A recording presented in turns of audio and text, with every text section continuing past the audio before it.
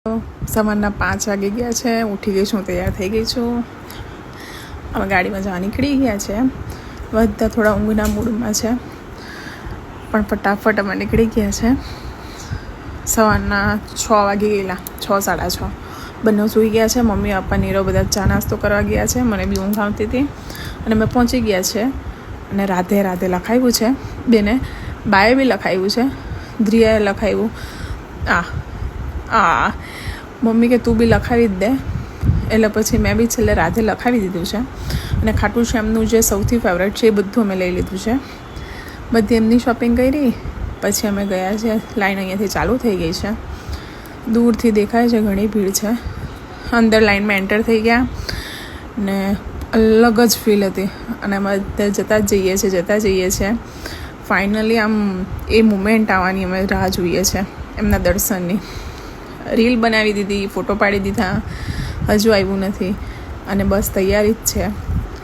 અમે એવું ફીલ થતું હતું, હાર્ટબીટ આમ જાણે સ્પીડમાં થયેલી કે હાસ કેટલા ટાઈમથી ઈચ્છા હતી, આજે પૂરી થાય છે.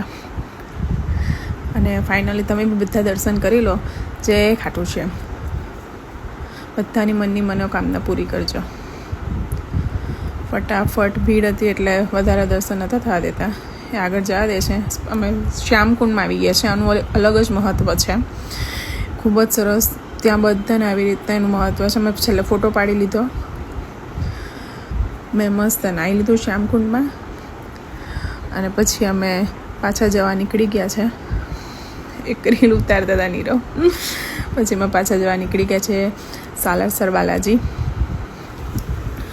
અમે થાકી ગયા છે, ફૂલ ઊંઘ ચડી હતી, ભૂખ લાગી હતી.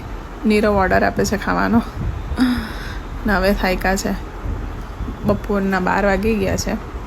પાછા અમે નીકળી ગયા છે ને પહોંચી ગયા છે સાલાસર. બહુ જ ફાઇન મંદિર, 300 વર્ષ જૂની એ ધૂણી હતી. અમે નીકળી ગયા સાલાસર, નીકળી ગયા છે પાછા હવે હોટલે જવા. સાંજ પડેલી, ફટાફટ પહોંચી ગયા. થાકી ગયા છે. ત્રિશાને પપ્પા ચડે છે. ફાઇનલી રૂમ આવી ગઈ. હાઈસ બંનેઓને ફ્રેશ કરી દીધા. Bye bye.